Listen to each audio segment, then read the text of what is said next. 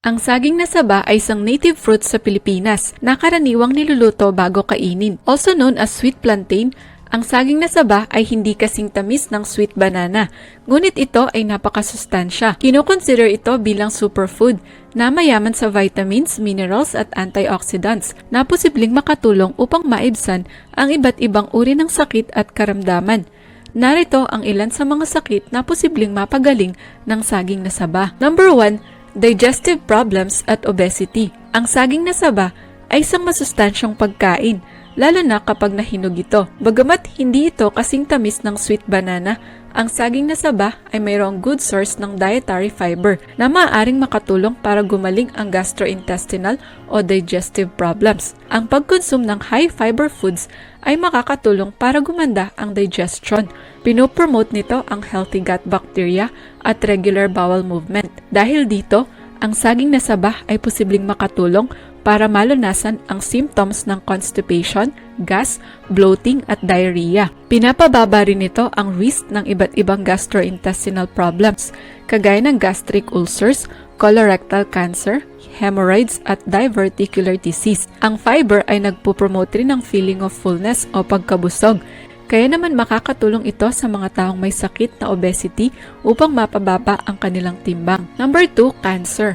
Alam mo ba, ang saging na saba ay mayroong high antioxidant compounds na posibleng magamit bilang panlunas sa cancer. Ayon sa United States Department of Agriculture o USDA, ang isang tasa ng saging na saba ay nagtataglay ng 50 mg ng vitamin C. Ito ay nagsisilbing antioxidant na mahalaga ang papel sa treatment at prevention ng cancer. May kakayahan ang antioxidant na i-neutralize ang nakakapinsalang epekto ng free radicals. Pinoprotektahan nito ang iyong katawan laban sa free radical damage na nagdudulot ng aging at cancer. Makakatulong din ang vitamin C antioxidant upang mapanatiling healthy ang iyong katawan at maiwasan ang risk ng ilang uri ng cancer tulad ng lung, breast, colon, stomach at cancer sa esophagus. Kaya kung may kakilala ka na mayroon o at risk magkaroon ng cancer, i-recommend na isama sa kanilang diet ang saging na saba. Number 3, heart disease. Ang saging na saba ay siksik sa potassium na posibleng magamit bilang panlunas sa heart disease. Ang taglay nitong potassium ay nagsisilbing vasodilator o mga uri ng gamot na may kakayahang palaparin ang blood vessels. Pinapakalma nito ang muscle cells upang maiwasan ang paninikip nito at pagkitid ng vessel walls. In short, ang potassium na makukuha mula sa saging na saba ay makakatulong para bumaba ang physical stress sa blood vessels, nang sa gayon ay maiwasan ang risk ng heart attack at stroke. Mababa rin ang kolesterol ng saging na saba, so makakatulong ito upang mapanatiling normal ang heartbeat, blood pressure at function ng iyong puso. Ang saging na saba ay mayaman din sa vitamin B6 o pyridoxine na may kakayahang i-prevent ang inflammation at cardiovascular disease. Number 4, weak immune system. As mentioned earlier, ang saging na saba ay mayroong high concentration ng vitamin C, kaya hindi nakakapagtaka kung bakit makakabuti ito para sa ating kalusugan. Ang pagkonsume ng saging na saba ay posibleng magamit bilang panlunas sa weak immune system. Kung mahina ang iyong immune system, mas madali kang kakapitan ng mga sakit at impeksyon. Buti na lang, ang vitamin C na makukuha sa saging na saba ay nagsisilbing antioxidant. Makakatulong ito para mabawasan ang oxidative stress at free radical damage at maiwasan ang risk ng iba't ibang klase ng sakit. Ang isang tasa ng saging na saba ay nagtataglay din ng 0.29 mg ng vitamin B6 na maaaring makatulong upang lumakas ang iyong immunity. Kaya kung gusto mong lumakas ang iyong immune system at makaiwas sa mga common na sakit, ugaliin mong kumain ng saging na saba. Number 5, diabetes. Kung mayroon kang diabetes o pre-diabetes, ang pagkonsume ng high-fiber foods ay makakabuti sa iyo. Ayon sa USDA, ang isang hilaw o halos 270 grams na saging na saba ay nagtataglay ng 5 grams ng dietary fiber na makakatulong sa pagkontrol ng blood sugar. Pinapababa nito ang risk ng heart disease, isang karaniwang komplikasyon ng diabetes. Mababa rin ang natural sugar ng saging na saba, kaya mababa rin ang glycemic index nito. Ibig sabihin, hindi tataas agad ang iyong blood sugar levels kapag kumain ka ng saging na saba. Dahil hindi kayang tunawin ng ating katawan ng fiber, pinapabagal din ito ang digestion ng pagkain, dahilan upang mas mabusog ka ng mahabang oras. As a result, mababawasan ang iyong calorie intake at timbang na makakatulong upang maiwasan at ma-manage ang diabetes. Number 6, eye problems. Siksik din ang saging na saba sa essential nutrients na posibleng makatulong para maiwasan at mapagaling ang mga problema sa mata. Ang isang tasa ng saging na saba ay nagtataglay ng 63 micrograms ng vitamin A na nagpo-promote ng production ng pigments sa retina ng mga mata. May kakayahan ang vitamin A na i-reverse ang night blindness at dry eyes na nagdudulot ng inflammation, corneal abrasions, at vision loss. Maaari itong makatulong upang ma-delay ang progression ng myopia o nearsightedness. Ang saging na saba ay nagtataglay din ng high amount ng vitamin C na may kakayahang protektahan ang iyong mga mata laban sa pinsalang dulot ng ultraviolet light at oxidative stress. Maliban dito, ang vitamin B6 na taglay ng saging na saba ay maaaring makatulong upang maiwasan ang age-related macular degeneration. Number 7, anemia.